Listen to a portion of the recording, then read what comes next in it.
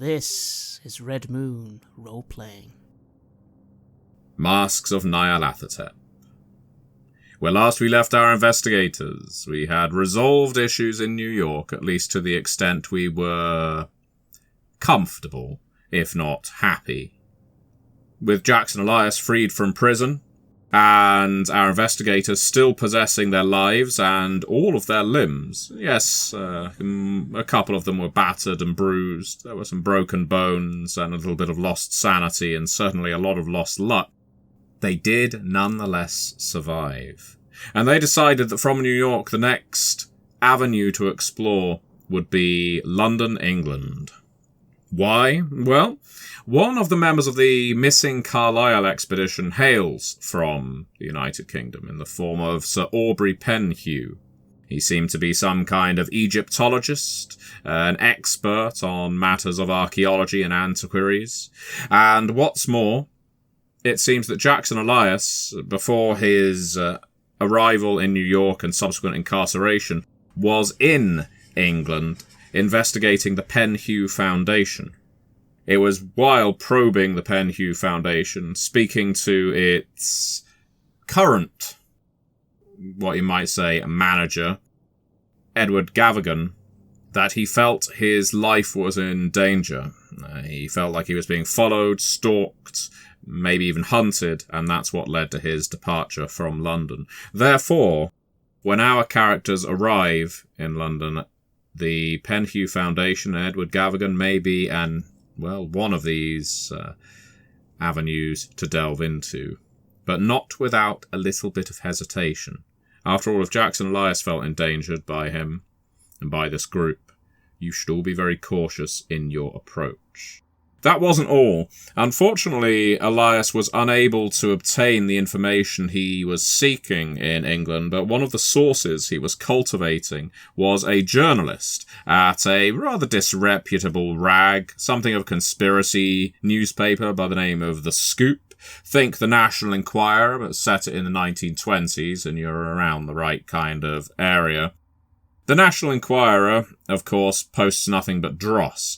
The Scoop does occasionally post something of importance, especially to an investigator like Jackson Elias, and he had enlisted the services of one Mickey Mahoney, a journalist at The Scoop, to delve into cultist activities to see whether there was anything that needed following up, something he might be able to trace to the activities that the Carlisle expedition may have been connected to, and also what became of them.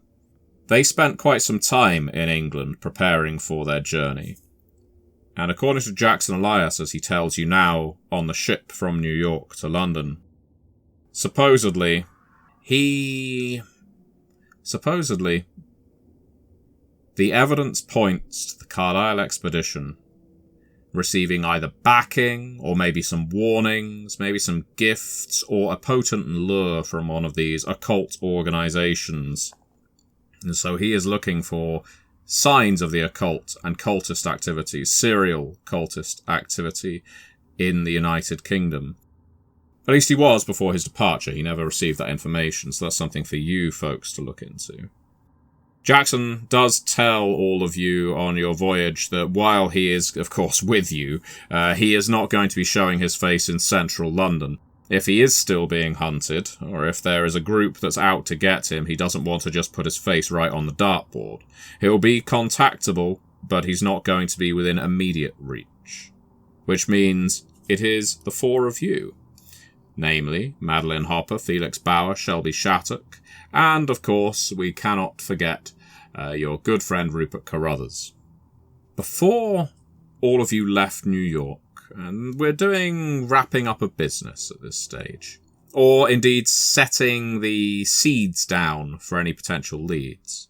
Madeline, was there any further business you wished to conduct in New York before your departure, or was this a moonlight flit? You tell me. No, I think this is going to be a controlled and as calculated as I can make this departure. So for sure, we're not going to be staying or residing or paying rent in that current flat that I'm staying in. But I don't think I'm going to look at any other immediate rehoming options. That desire has been scrubbed violently out of my palette. So I'm going to put the items that I have in storage, sell the rest. And then I think the only thing I definitely want to do is just to make sure that I have anchored tethers here in Harlem prior to my departure. I'm already integrated into the community, but I want to reinforce a few of those. So as much as it hurts Bridgett to say this out loud, I'm going to make sure that I stay in contact with King David. I'm going to make sure that I stay in contact with King David. And by staying in contact with King David, I'm going to open up just a line of communication with one of his lieutenants, one of his deacons. So just so I can keep a read on what they're working with, I can feed them information remotely. Same thing with Mose, our poet. Just different connections that I had there. I'm just going to make sure that I keep those lines of communication open. I'm going to be doing the exact same thing I'm going to make sure I have a forwarding address for Arturo, and that's going to immediately start with a regular frequency of every 2 weeks sending Arturo some type of a letter.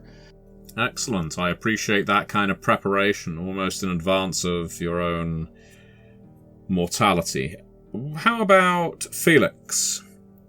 You have fewer roots in North America, and maybe you could argue nothing but bad memories, but what do you think, Felix? Is there any last action you wish to take before departing for Europe for the first time in many years? Yes, it is certainly a strange feeling to be heading back after everything to be honest, everything I fled from there. What I would do before I go is to send a message to my business partner, to Hugo, letting him know where I'm going and what I'm up to, making sure that he knows that I will contact him again once I arrive, so that he doesn't think I've disappeared completely. Just kind of give him an update and that kind of thing. But that's all. Okay. You get a telegraph off to Hugo, and it's to your surprise that before your departure, he actually responds with confirmation acknowledgement. He expresses in the telegraph, presumably the phone lines aren't operating quite as far as South America at this time, that he is still at business in Brazil at this point. And indeed, business seems to be going reasonably well. However, he is missing your presence. He's missing the company of his fellow countrymen, and muses in the telegraph that it's quite possible in the next couple of months, perhaps, he might follow you to Europe just for some time in the home country.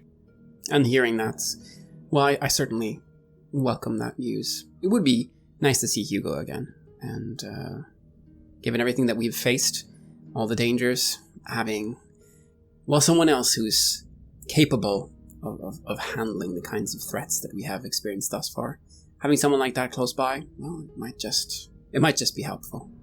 And now Shelby. Well, you've got a lot of reasons to return to the UK. It seems that as a writer, you could plant yourself anywhere and pen your work.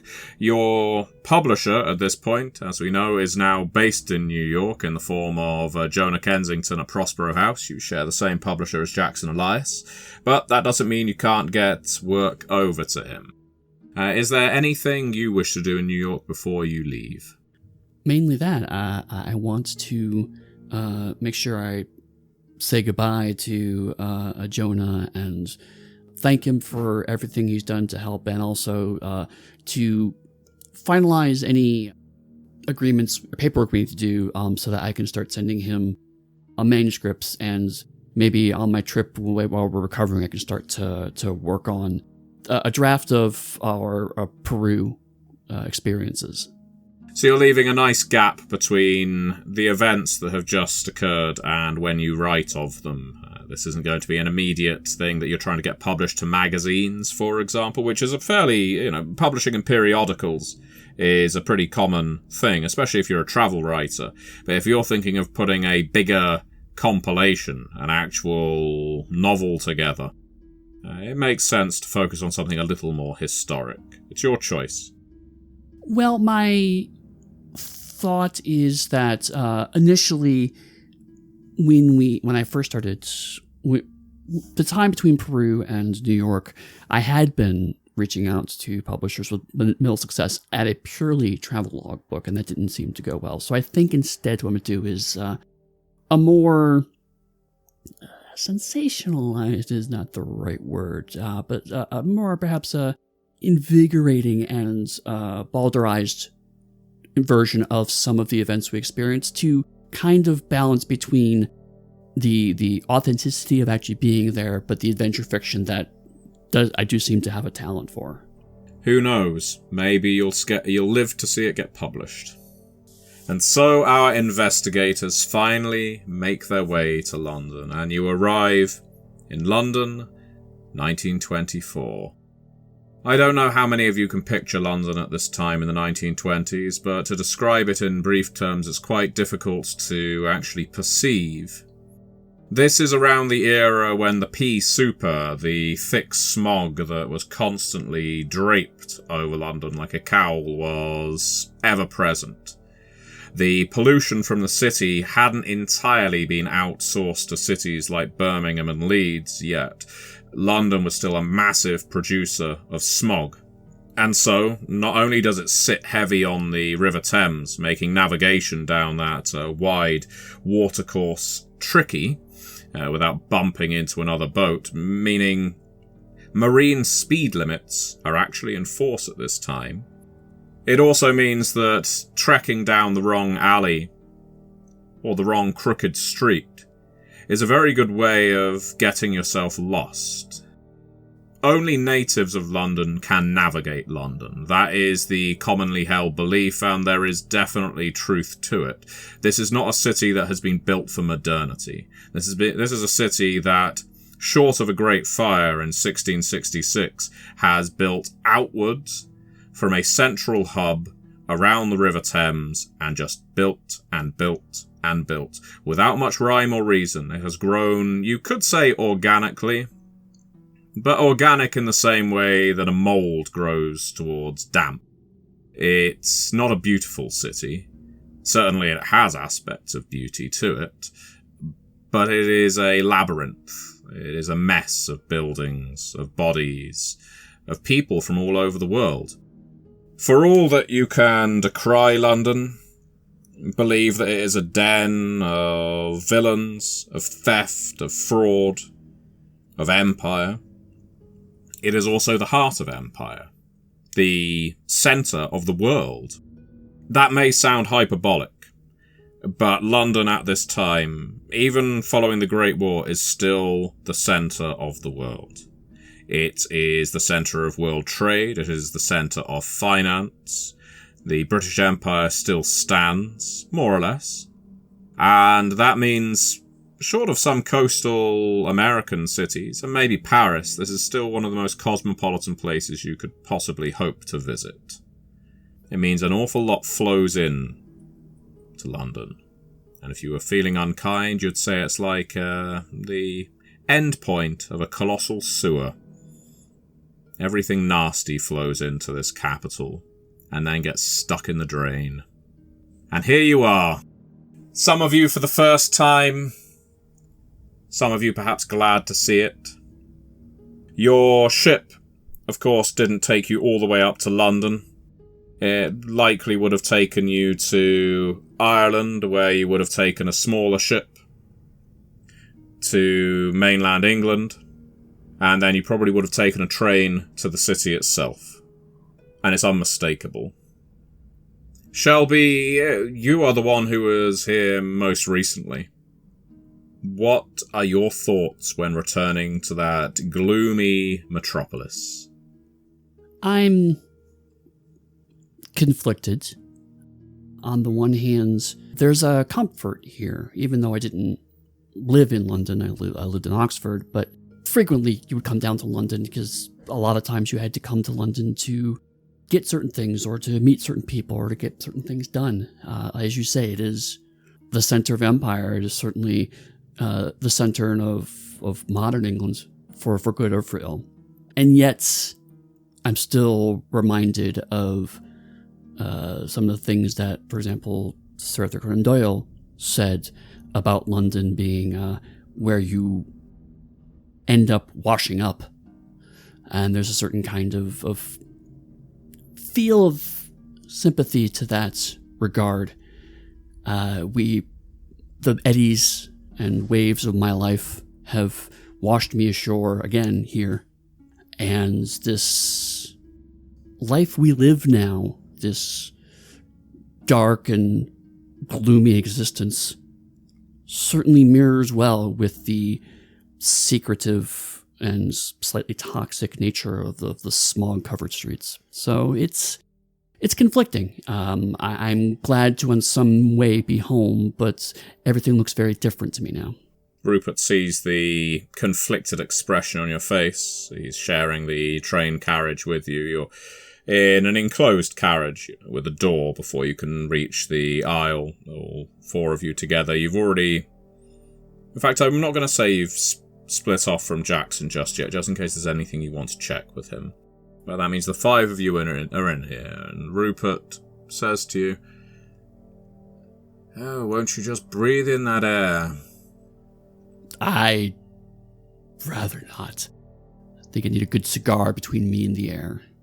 I'd be surprised if you can light it in this city.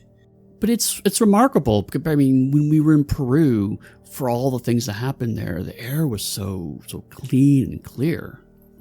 I know, you can feel this thick mist just sticking to your skin, can't you? Mm-hmm. Well, either way, this isn't the part of London I will be staying in, he says, as you're rolling into Waterloo Station. I think I'll be finding one of my old flats, see whether I've still got a lease on it. I'm pretty certain I do. Whereabouts? Oh, Kensington. Oh, okay. Not too shabby. No, not bad at all. But he's been distracted. He's been distracted ever since his confession back in New York that he has started essentially gifting all of your information to the Order of the Silver Twilight. But there is a look of calm on his face as he has returned here. He clearly feels like this place is a sanctuary. Have you ever been here before, Miss Hopper? Miss Hairbauer? It is very evident from the way that I am metabolizing this entire experience that I have never been to London. I've probably articulated this to you all multiple times, but you know that glossed over, odd look that a child may get the very first time they see snowfall? That is absolutely positive. Through the muck, through the toxicity, through the dank, through the smog, it's all new. I am connecting stories that I've read, novels that I've read, magazines that I've explored, stories that I've metabolized, and I am comparing them in real time to what I am finally experiencing for the very first time. Like, you might as well just stamp the tourist button directly on my forehead for how in awe I am about everything. The beautiful, the ugly, the history, the expansion, all of this is brand new to me. And as a rule, I navigate pretty seamlessly into new cultures, new areas. I have to. I typically travel alone as a woman of color. I always have to be on alert. All of that is out of the window right now. Maybe I'm just overly comfortable with the crew that I'm around and I feel safe and I'm allowing those walls to come down so my curiosity can rise. But in this moment, no, absolutely. Yep, no, it's very obvious the way that I'm taking in everything with this wonderment and awe that I've never been here before. No, where's Kensington from here? And I guess economically, how does that reflect in comparison to London? Is this a higher end area? Are they known for their history? Are they known for their music? What's that area like? Rupert laughs. He's now in his element. Oh, Kensington is a wonderful place. Fantastic parties. You can have them on the veranda, in the gardens. He gestures at Waterloo Station now that the train has come to a stop. Jackson reaches up to pull his case from the shelf above his head, but Rupert continues.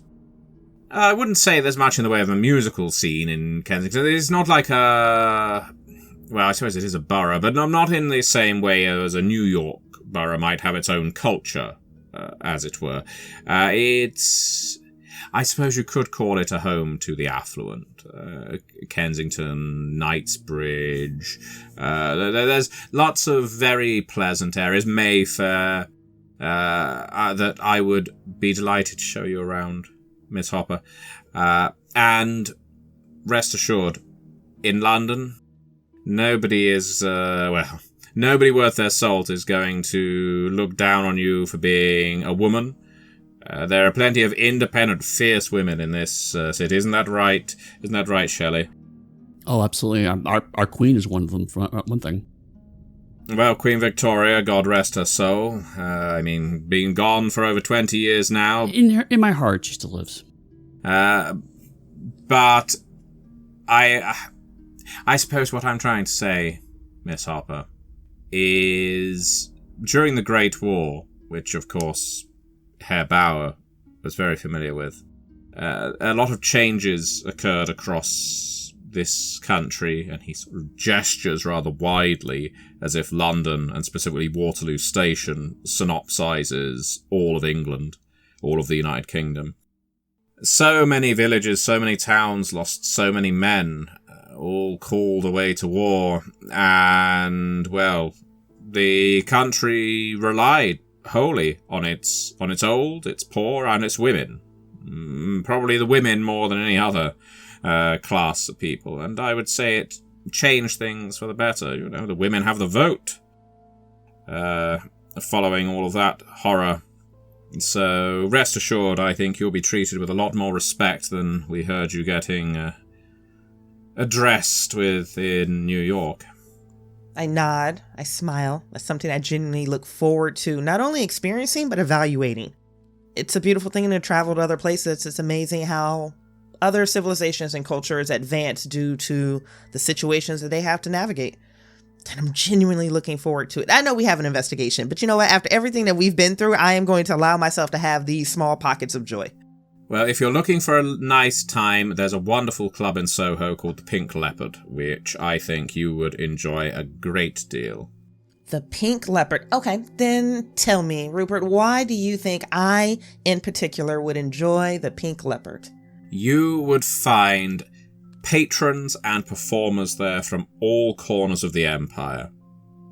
Every single one. You'll find people from India singing. You'll find people from Kenya dancing. People from Egypt will be doing card tricks. You'll have Australian storytellers. You'll even have some Canadians serving you drinks. It's quite a wonder. And of course from more places besides. It is a quilt, Miss Hopper. A quilt of cultures in the Pink Leopard. And of course it's a little bit... shall we say, provocative, some of the entertainment, a little cabaret-like. And every individual here knows that they are stuck taking me to the Pink Leopard.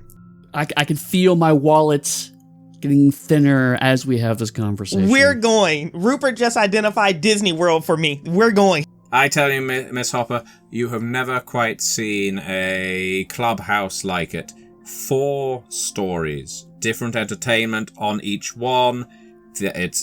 We're not in prohibition over here, so there's alcohol and a little bit more than that. I mean, there's a place to really just finally kick back. Felix, tell me, Rupert doesn't ask you, but tell me, have you been to Britain for any length of time? It may well be that some of your ships from Europe have stopped here when on the way to North or South America, but have you spent much time in Great Britain? No, I can't say that I have. I was quite young when I went to war, and, well, after everything I went through there, my feelings about Britain, well, it was a bit raw. It was a little bit early. So if I did it all, it was just stopping by on the journey to South America and the new life that I was going to lead there. But seeing it all now, I'm of course amazed by everything that is here, by all the different peoples. It truly does feel like the center of the world in many respects. Similar to New York, but perhaps even more. New York is almost like London with a chance at rebirth. People are still arriving in New York. New York is still being built in terms of culture, in very real architectural terms. London has had several hundred years to sink into the swamp, and it is built in a river basin. It very much is in a swamp. And so, by this point, a lot of lines have been blurred. A lot of those new cultures have become calcified. Jackson gives you a friendly thump to the shoulder and says, just in case you're fearful of it, Felix, not that I'm imagining you are, but just in case, you being German and all, I dare say, if you spend any time here with the working classes, the blue collars, you're going to find a lot more sympathy than if you were, let's say, French. Oh, that's somehow surprising to me. It's the socialist movement, he says. Finally, all the bags are pulled down. He starts handing them around. The newest, coming out of Russia, of course, parts of Germany as well, all this Bolshevism, socialism, that seems to be gripping Europe right now. The take is that France was unduly punitive on Germany, and you might not think that the average steel worker or engineer would give much of a damn about it, but what they see from Germany is young men, just like in England, they were young men who were sent off to war, died for nothing, and lost a lot during their absence. Now, the French did as well, but it's the French who are applying the screws to Germany's industry right this second, he says, tapping the suitcase. Now, there's going to be plenty of people that don't care, but right now that is a klaxon call for the, I suppose, agitators in red, you might consider them. They gather around this idea that the industrial heartland of Europe is being exploited by the French. It's a strange turn of events, but political currents, they're rarely seamless, are they? No, it's true. The peace, if you can call it that, well, many people didn't feel it was fair. I have complicated feelings about it as well. When I left, there was a lot of anger, a lot of feelings of wanting to make it right. I don't know how it's developed, but I can imagine that it's not gotten any better. Sure. He lifts a heavy trunk up, and Rupert, to his credit, lifts the other end. But think of it like this. The French, they still feel aggrieved because it wasn't just their people who died, it felt like an invasion of their land, of their sovereignty. The British, they lost their people, but no German set foot here. It's a different kind of loss, it's a different kind of resentment. I imagine, looking around, that a lot of the people here in this country just want to move on, almost forget, almost hold fewer grudges and give everyone a fair shake to reset to normal. But the French, they still harbour a lot of open wounds. I've been to northern France. There's entire patches of land that are poisoned from all the chemicals used in that war, and every time they open the windows, they're looking at the scars from that conflict. Anyway, let's not dissect the culture, otherwise the train will start turning back and we'll still be on it. Yeah, you're right about that. The past is the past. Let's move on. You head into Waterloo Station, from where it is possible to get a black cab, or indeed catch the London Underground, the Tube as it is known. There are buses, omnibuses as well, that are running on the streets to take you wherever it is you wish to go. Now, it is at this point that Jackson says, I've really enjoyed our time together, both the limited time we spent in New York and the longer time we've spent at sea. But I think here is where we need to part ways, at least briefly. I think for your own safety and for mine, I need to be accommodated somewhere differently to the rest of you. And what's more, and this isn't through lack of trust, but I'm going to suggest that I don't tell you where I am, and you don't tell me where you are. We will set up a system for telegram exchange, pick it up from the post office, so that we can keep each other updated, meet up if we need to. But I don't know, maybe I'm a little paranoid right now, but the last time I was here, I was hunted out of this country. So I'm sure you can understand my anticipating danger. No, absolutely. If that's what makes you feel safe, we can absolutely accommodate that. There are plenty of post offices from the stone's throw, so we could just find one that meets your needs. Maybe somewhere, let's pick the post office here near Waterloo, because it's very central. And then you can leave messages there, and we can send messages back. Absolutely. So, my friends, he looks sad. He obviously wants to get stuck into the thick of this. But England might not be the place where Jackson can. But he takes each of your hands. It's very brief. He takes them one at a time. Madeline, he gives you a kiss on the cheek. It doesn't feel appropriate to be any more intimate than that at this time.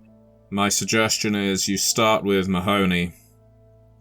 Find out if he uncovered anything. I was tempted to send him a telegram from on board ship, but quite frankly, I don't want anyone who is anyone in this country knowing that I'm still around at this time, or at least that I'm here. I trust Mahoney, well, as much as you can trust any journalist, no offence, Shelby. No problem.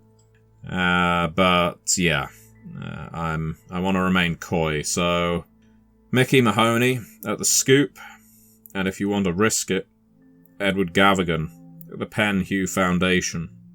What we're looking for is evidence of what the Carlisle expedition was actually looking for, who they were consorting with, and if there's any news, any revelations they might have about survivors, because I'm still convinced they didn't die in the way we were told. Sounds good. It's a broad canvas, everybody, but I think we need to fill it in. We do need answers. That's true. All right. I think we have something to go on then. It'll be lonely, though, I say smiling. Just got you back. I'm not going to be far, and if you need me, I'll just be a telegram away. I'll check in multiple times a day. Okay. You take care of each other. This is a quick Bridgett question, just because this has probably gotten lost in the clue trail. The Penhew Foundation. Are we, based on Jackson's previous interactions with them, are we looking at this as an adversarial person that's looking to bury this information? Yes.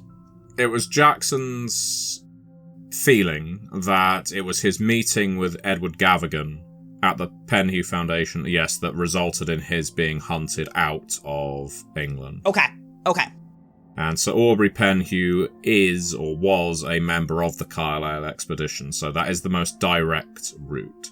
But Mahoney, and what he might be able to tell you, if he's been able to dig up anything of value, is essentially anything the Carlisle expedition might have been connected to, funded by any kind of, as I say, occult and cultist activity that has a serial nature to it in Britain, because, rightly or wrongly, Jackson believes all these things are connected. And if you can't get to the truth via the Penhew Foundation because it's too outwardly dangerous, maybe try investigating cases that could be linked to it or Aubrey or something of that ilk. As he said, it is a broad canvas. There are a lot of possible leads that you can take up in London, and not all of them are going to lead where you want. But such is the nature of investigation. Okay. Thank you for that clarity. You fondly part ways. Now, we don't need to roleplay the discovering of accommodation for each of you. But what I would like to establish is whether the three characters here are staying in the same place, i.e. the same hotel or boarding house. And Are you aiming for upmarket, commercial, as in travelling salesman and the like, or downmarket flophouse? I would suggest looking at credit ratings, but you are still the beneficiaries of Jackson Elias's kindness and his bank balance. It really depends on how much of that you want to drain, because it's not like he's earning any money while he's here. But he hasn't put a stopper on it, so it's entirely up to you. We're already split 3 ways. I don't want to separate us any further than we have to. Yeah, and my instinct is that we probably want to somewhere that's we don't want to stay in Central because there's no bank account in the world that'll last long enough for us to live in Central, but maybe somewhere just south or just north of that, because I don't want to stay in West London because it's too close to the Penny Foundation. Especially I don't want to stay near Tottenham Court. I want to get some physical distance from the Penny Foundation until we're ready to approach that. So somewhere like Camden, maybe? Yeah, like I feel like I don't want to get too... When I start hearing Cockney, I think we've gone a bit too far. We want to stay on that side of the line. But yeah, around there might be good. Is everyone happy with that, with Shelby taking the lead as he has the native knowledge? I absolutely love leaning on local intelligence. Shelby, just... If we're going to wind up following and repeating certain patterns, which based on Peru and New York, I feel like that we are, is this area going to accommodate us? I don't know, bringing bodies home or gangs of people showing up to our house, looting our space.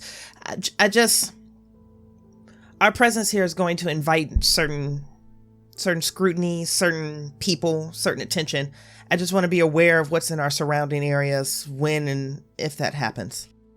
One of the reasons why I'm looking into these areas is that I'm looking for areas that are far enough away from the centers of power that we don't have people who are rich enough to cover up these kinds of things, but still areas where the Metropolitan Police still patrol. And I know that we've all had bad experiences with the police. I'm not necessarily comfortable with that, but Scotland Yard is one of the more advanced police departments in the world. So if something happens, there's a good chance people get caught, which means people are more inclined to not necessarily smash and grab, as it were. The crimes would be much more insidious.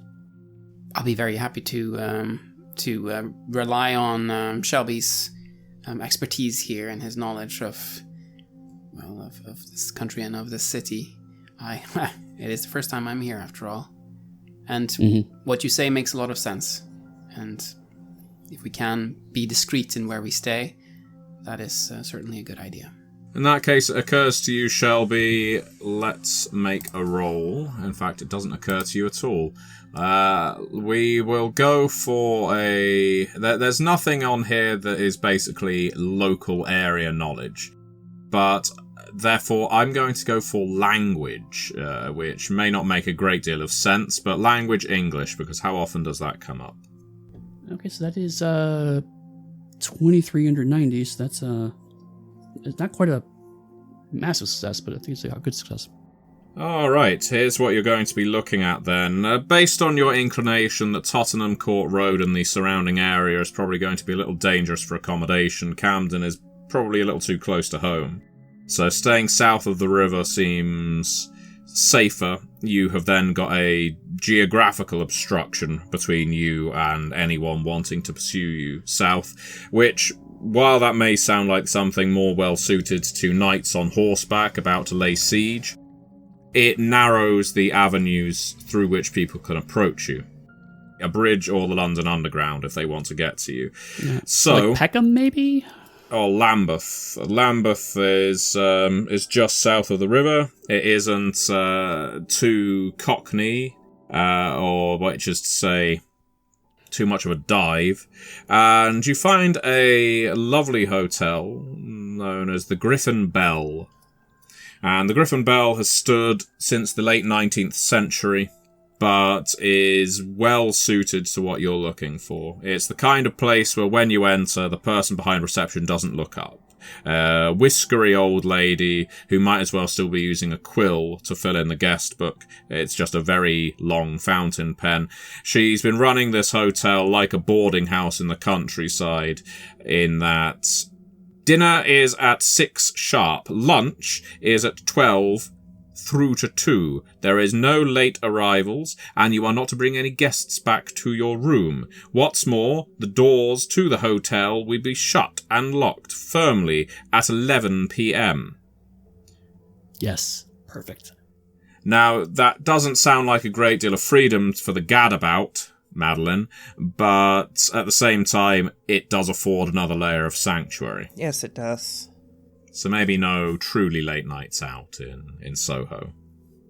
So, after checking your way in to the Griffin Bell and growing accustomed to your surroundings, you take a day or so to stretch your legs, grow comfortable, do a little bit of tourist activity, it has to be said. You're relaxing, you've been at sea for quite some time. I'm going to ask you now to recover some sanity.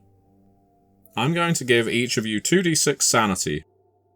But yes, despite the fact London, especially north of the river, is a smoggy metropolis and difficult to penetrate, here as a tourist, with freedom to roam around and explore, especially those of you interested in history, there's a lot to see, a lot to do, and it's the least stressed any of you have felt for quite a while. Yeah. Yes, especially after everything I went through in New York. Mm-hmm. I feel renewed. Like what I saw is something I've left behind. It's on the other side of the ocean. And there's something reassuring about that. It feels like the world makes a little bit more sense again. What's more, Silas and Kwani, your phantom shoulder, or your shoulder phantom, has not been whispering in your ear. You have had complete silence. Maybe it was just something in that hemisphere. Maybe you don't have to worry about any of this anymore. You can't fool yourself to that degree, but it's a reassuring hope. It certainly is. I was afraid I was stuck with him. Let's hope he doesn't come back. And so after you've spent a couple of days getting comfortable, the time is to launch the investigation. The game is afoot. The three of you are at breakfast at the Griffin Bell. It's a workmanlike affair. Sausages, eggs, some fried bread. It'll fill you up, keep you going all the way until early afternoon. You have pots of tea between you. It is a policy at the Griffin Bell that every guest gets their own pot of tea. Excellent, excellent. And so as you are pouring it out, it is time to plan, time to strategize, whether you are moving together or apart. Rupert Carruthers is just a telephone call away should you wish to deploy him in any way. So I agree with Jackson that we should probably start with Mahoney. That was his main contact that allows us to basically regather the threads in our hands that Jackson had when he was here. And also to have a reporter, even a reporter for a mildly disreputable newspapers, good to have. We saw the power of having a reporter on our side in New York. Very true. We could do that together, we could do that separately. I think either after that or concurrent to that, we should start to look into Gavigan before we consider how we're going to approach the Penhew Foundation. Yeah, there are many ways you could actually look into a person. You can, of course, ask around in high society. You don't really know what society Gavigan's in, but if he's the head of a foundation, one would assume he isn't trawling the streets with a beggar's cup. The easiest way is Who's Who. It is a magazine that comes out in various periodicals, naming the high and mighty, the rich and famous, such as they are in the 1920s. A lot of them are going to be industrialists and the sons, the scions of industry, but some of them are going to be moneyed through title, peerage, and the like. So he might appear in there. Likewise, you can look through newspapers, see whether Edward Gavigan or the Penhew Foundation has shown up recently. And if you know anything about the Penhew Foundation, or ask after it, you could even head to one of the big city libraries, of which there is no lack. There are many, many libraries you can attend in London to examine the Foundation. So, which of you are interested in visiting the journalist? And do any of you in particular wish to look into Gavigan or the Penhew Foundation? I suppose the first question is, do we want to stick together or do we want to divide our forces? It might make sense to perhaps have two of us visit with the journalist and another one do the research about the expedition and about the Penhew Foundation, perhaps? Or would you like to go all together and visit Mr. Mahoney? I actually am fine with separating, and I feel like because I know this area a bit better and I have some contacts with newspapers and magazines, I might be better to do the research side of things. I'm happy to go with you to see the journalist. Let's do that then, Madeline. So you and me, we go meet with Mr. Mahoney. And Shelby, you do what you're great at. Making sure Rupert stays sane. Got it. Yes, that too. That's a full-time job as it is. Okay, this works. Shelby, see, just out of curiosity, if the Foundation is hosting any upcoming events. I know that there's so much we can gather from libraries and newspapers and articles, but there's just something about that intimate word of mouth or people that are closely or loosely affiliated, especially from an adversarial standpoint. If they have an event of some sort that we could just attend and just absorb, that may be helpful. Gain 1d6 luck, Madeline. Yep, parties, galas, and the like are excellent ways of obtaining information, and foundations are lousy with these things. They want to find ways to raise money, and big events are fantastic ways of doing that. Whew! Very well. Let us follow Madeline and Felix first as you cross the City of London, which is something you've done on a couple of occasions now, to head to Fleet Street, the home of newspapers in London. Practically every newspaper of worth, and not just the ones of worth, is based on Fleet Street. It's where all the printing presses used to be, and ever since it was inhabited by the first reputable papers, it has just spread to dominate the entire line of buildings. It's not far from Ludgate Circus. You can reach there easily enough on the London Underground. Which again, for Felix, this whole underground travel thing might be quite a novelty. But again, you will have crossed London a couple of times now while stretching your legs and getting acquainted with the environment. And you're even getting a little used to the accents. Obviously, some of what you can hear is impenetrable, despite the fact both of you can speak English fluently. There's a lot of regional dialect, and not just London, which of course is a very, very broad church in itself. We've already mentioned London is the home of the Empire. It is also where all the roads converge in England. And so sometimes you know these people are speaking English, but you've got no damned idea what they're saying. The officers of the Scoop are easily found on the third floor of a shabby building in Fleet Street. It is signposted on a brass plaque outside. It seems to share with two papers of likewise shabby origin. You have the Standard, Morning, and you have the Mail, which looks particularly scummy. But the Scoop is where you are headed. This isn't the kind of building where you need an invitation to enter. After all, people can just roll up with stories. But if you are expecting this to be a little like the New York Times when you spoke to Rebecca Scherzenberg in New York, you are very much mistaken.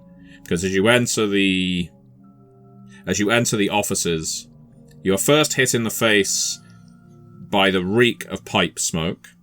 It seems everyone here is not only male, but also puffing furiously on pipes. No one has opened a window, because clearly they would prefer to be having their eyes stung by pipe smoke than being exposed to the smog outside. Maybe one is preferable to the other. Papers here are not sorted with any rhyme or reason. You've got stacks littered across the floor. People are typing things up furiously on their typewriters, and then, short of anywhere to deposit their editorials, they're letting them float to the ground. The writers in this place, that number a good dozen, are, well, like monkeys at typewriters, quite frankly. They are furiously hammering away at the keys, and it takes quite a while for one of them to look up, extract his pipe from his mouth, and say, "What do you want, then?" We're looking for Mahoney. Mickey Mahoney? He around? Mahoney! Got to here. Unless you're looking to sell a story, in which case you sit yourselves down. Clear off some space, he says, pointing at some of the paperwork which you realise is obstructing a bench. I can pay you. You don't need his money. I can pay you. Look, I've got a wonderful column piece. Right now, it's completely blank. We're looking to do an evening edition. I would love to fill in with your story. Well, I can see you've got an accent, sir. What are you, from Germany? Maybe you could tell us something about the home country. I suppose I could. I'm afraid my story is not interesting enough to make the to make the news. Oh well, really. blast it then, Mahoney. These two are here for you. They've got no story though. A small, you might even describe him as a ratty person, with round spectacles, thick, round, magnifying fishbowl spectacles, perched on his nose. Makes his way through the stacks of paperwork, past the printing press, which is chugging away and occasionally spitting out its own fumes. It's obviously motorized. And he extends a hand. All right, I'm Mickey Mahoney. Please come with me. My desk's all the way at the back, I'm afraid. Oh, that's perfectly fine. My name is Felix Bauer, and this is Madeline Hopper. Hi. Mr. Bauer, Miss Hopper, please follow me. Watch out for that, he says, as he moves past a stack of paper that doesn't look any more or less important than any of the rest of the reams of paperwork in this place, but he is holding it sacred like a shrine. His hands go up as he walks around it. Do not touch that stack. All right? Okay? All right. Crystal clear. Good. Okay, this one's mine, he says, and he makes a desultory effort to clear some space on the desk. There is no seating on the other side of it. I'm sorry, I don't have anywhere for you to sit.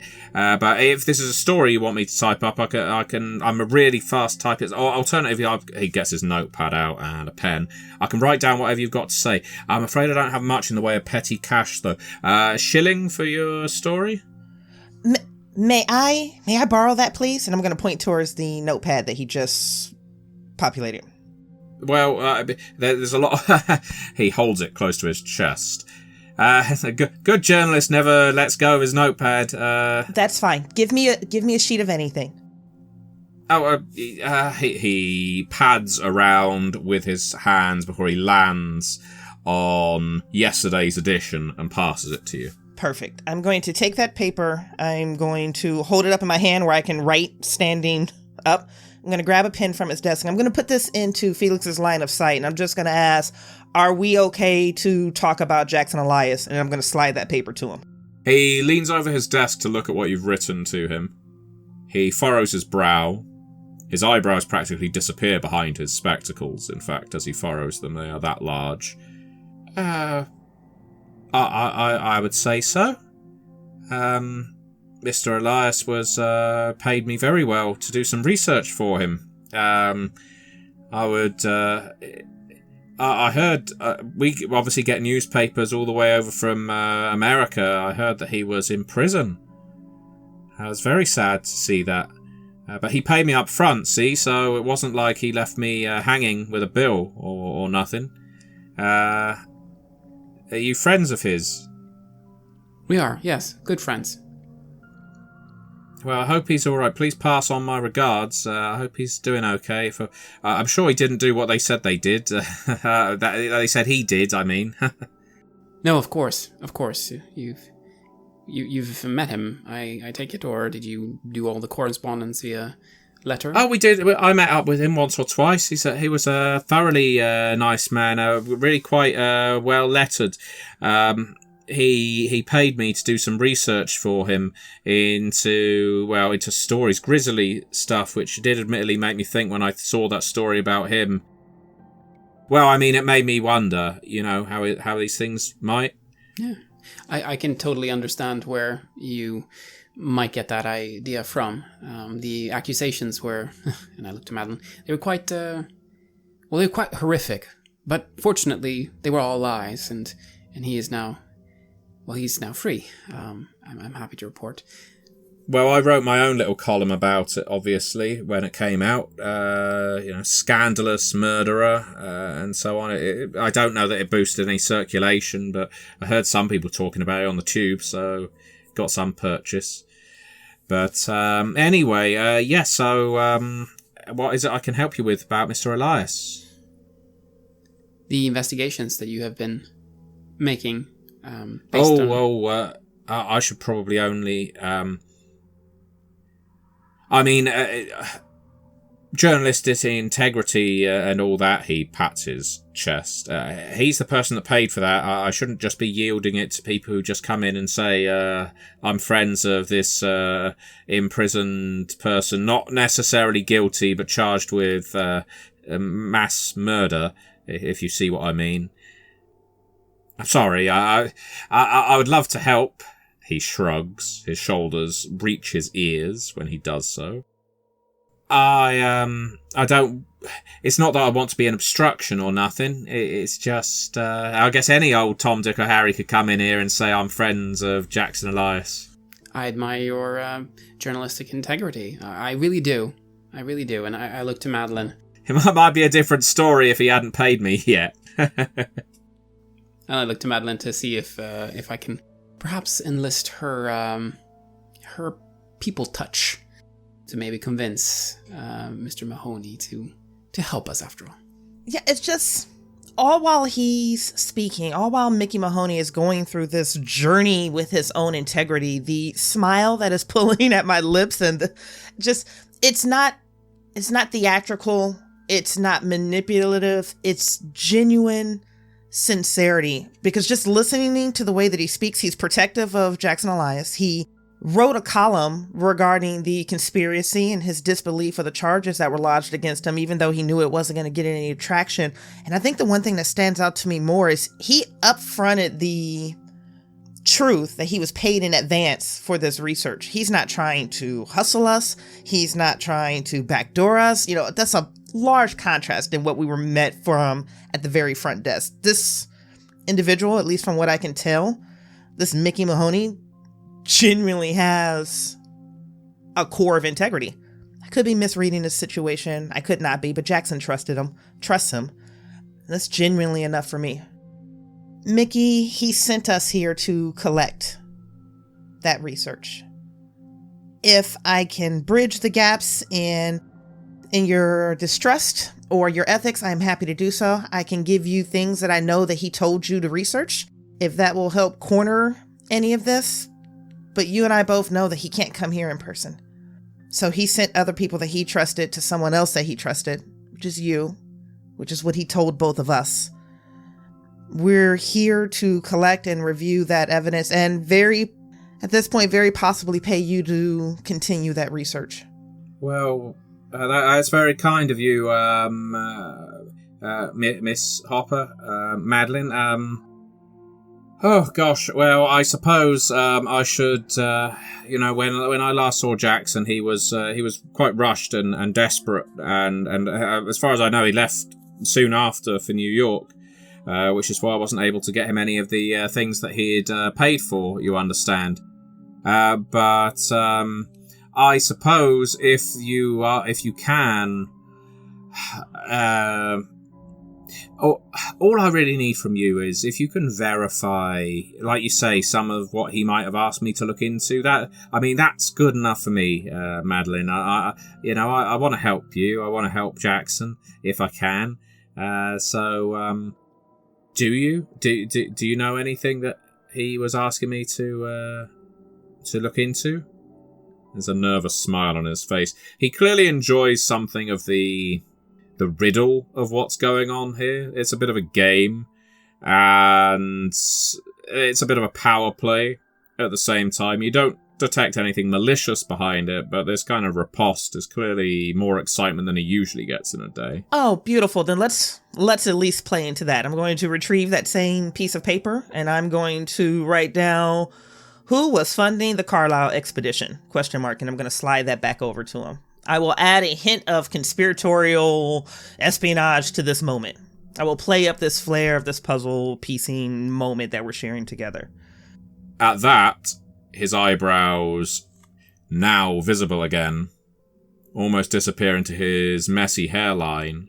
He takes the paper off of you, folds it, puts it in his drawer. Well, I think that's fine, that's good enough for me. He looks around the office. No one's paying a damnedest amount of attention to him, but he is behaving as if someone might. Least said about that, the better. But I did do some research for Mr. Elias, and I suppose if you are working with him, that's good enough for me, he says with a big smile. And he says, the Scoop reported on a few things that he was looking into, or the kinds of things he was looking into. These are what I found from the last few months. He was specifically looking for things over the last few years or so, and these are all the most recent of them. At which point he passes you a folder filled with cuttings. He's not giving you entire newspapers, just what might be valuable to you. Mahoney digs into his drawer and pulls a wallet out from within. A wallet large enough to contain clippings from newspapers, maybe even entire stories for you to read. And his smile is big, but it's nervous as he hands it over to you. His hand is shaking a little. He leaves some sweat on the file. As I said before, there's some grisly stuff in there, but that's what Mr. Elias was looking for in particular. So, and he makes a gesture almost apologetic. Enjoy. And that is where we will end our session.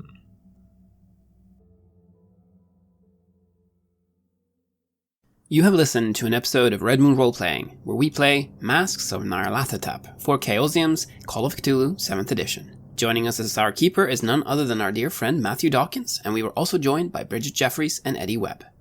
The music was made by Aegersonus and Halgrath, and we've also used Cryochamber's Lovecraftian compilation albums. All of this with the permission of Cryochamber. Check out their website at cryochamber.bandcamp.com or their YouTube channel for some moody dark ambient for your gaming table. We would like to give massive thanks to our champions of the Red Moon: Martin Heuschober, Simon Cooper, Julia, Camilla, Bob Lange, Cameron, Graham Barey, Doug Thomson, Lily, Maciej, Black Templar, Dennis Sadecki, and Leonhardt for their generous support. You would of course also like to thank all of our other patrons. Without your support, this show would not be possible. If you want to support our work, please check us out on Patreon. You can get access to bonus campaigns for Cult of the Lost, Call of Cthulhu, Warhammer Fantasy Roleplay, and Warhammer 40k Imperium Maledictum there. And you can also get early and raw access to all of our recordings, and hear your name read on the show as a champion of the Red Moon, as well as even play some Cult with us. Most importantly, that support is what keeps the show going, so do check us out there. Thank you again for listening, and remember, I am the last. I will tell the audient void.